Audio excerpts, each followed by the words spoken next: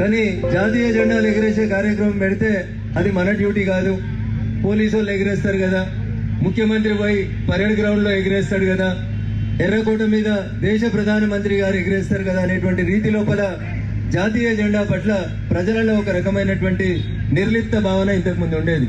కానీ గౌరవనీయులు నరేంద్ర మోడీ గారు ఈ దేశ ప్రధాని అయిన తర్వాత దేశ స్వాతంత్ర్యం కోసం పనిచేసి మనకెట్లాగూ దేశ స్వాతంత్ర్యం కోసం కొట్లాడేటువంటి అవకాశం రాలేదు, అమరులయ్యేటువంటి అవకాశం రాలేదు. మన ప్రధానమంత్రి గారు మనందరికీ మన బాధ్యతని గుర్తు చేస్తూ చెప్పినటువంటి మాట, ప్రతి ఇంటి మీద జాతీయ జెండాను ఎగిరేయమని అడుగుతా ఉన్నారు. ఎగిరేద్దామా వద్దా?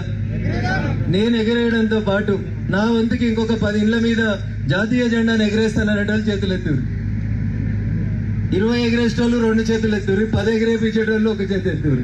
మా జనరల్ సెక్రటరీ మాణిక్యం గారు, బొల్లారం అధ్యక్షులు కౌన్సిలర్ వాసు గారు ఇట్లా కొంతమంది 2 జెండాలు ఎత్తారు. నా విజ్ఞప్తి ఏంటంటే మీతోటి బాధ అనిపిస్తుంది, జాతీయ జెండా ఎగిరేయని వాళ్ళు కూడా కొంతమంది దుర్మార్గులు ఈ దేశంలో ఉన్నారు.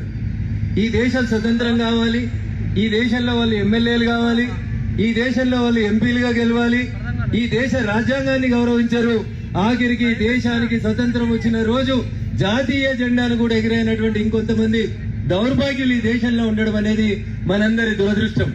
అట్లాంటి వాళ్ళందరినీ మేల్కొల్పాలని మీరు మీ ఇంటి మీద ఎగిరేయడంతో పాటు మీ గల్లీలో జెండా ఎవరు ఎగరేస్తలేరు అనే విషయంలో మీరు ప్రజల్ని చైతన్యవంతులు చేయాల్సినటువంటి బాధ్యత ఎవరి మీద ఉంటది? మనం ఈ ర్యాలీ ప్రారంభించినప్పుడు స్వామి వివేకానంద గారి విగ్రహానికి దండేసి ర్యాలీ ప్రారంభించినాం. ఏం చెప్తారు స్వామి వివేకానంద గారు? నాకు మహేందర్ అసొంటోళ్ళు, ప్రవీణ్ అసొంటోళ్ళు, నరేన్ అసొంటోళ్ళు, లేకపోతే కౌన్సిలర్ వాస్ అసొంటోళ్ళు, మా బొల్లారం అధ్యక్షుడు అసొంటోళ్ళు, ఇనుప కండలు ఉక్కు నరాలు కలిగినటువంటి ఒక 10 మందిని ఇస్తే ఈ దేశ చరిత్రను మారుస్తా అన్నాడు. లేరా సంగారెడ్డిలో 10 మంది అయిపోయి జాతీయ జెండా ఎగిరేయమంటే అది మన డ్యూటీ కాదనేటువంటి పరిస్థితి వచ్చింది. మనకు చదువు చెప్పినటువంటి పాఠ్య పుస్తకాలు కూడా అట్లే తయారైనాయి, ఎడ్యుకేషన్ సిస్టమ్ కూడా అందుకనే మార్చాలనేటువంటి ఒక ఆలోచనని భారత ప్రభుత్వం చేస్తా ఉంది. Yes it is our duty. ప్రధానమంత్రి గారు, ముఖ్యమంత్రి గారే కాదు, ప్రతి భారత పౌరుడు ఈ గడ్డ మీద పుట్టిన ప్రతి ఒక్కరు జాతీయ జెండా ఎగిరేయాల్సినటువంటి అవసరాన్ని 7.5 దశాబ్దాల తర్వాత ఇంకా మనం ఇంటికి పోయి చెప్పాల్సినటువంటి అవసరం వచ్చింది. ఇది బాధాకరమైనటువంటి విషయం. చెయ్యాలి, చైతన్యవంతం చేయాలి, ఈ దేశాన్ని సుభిక్షంగా ఉంచాలి, ఈ దేశం సంఘటితంగా ఉండాలి, ఈ దేశం ఒకటిగా ఉండాలంటే అది కేవలం నరేంద్రుడి నాయకత్వంలో మాత్రమే సాధ్యమవుతుందనేటువంటి విశ్వాసాన్ని కాశ్మీర్ నుంచి కన్యాకుమారి దాకా ప్రజలంతా చెప్తా ఉన్నారు.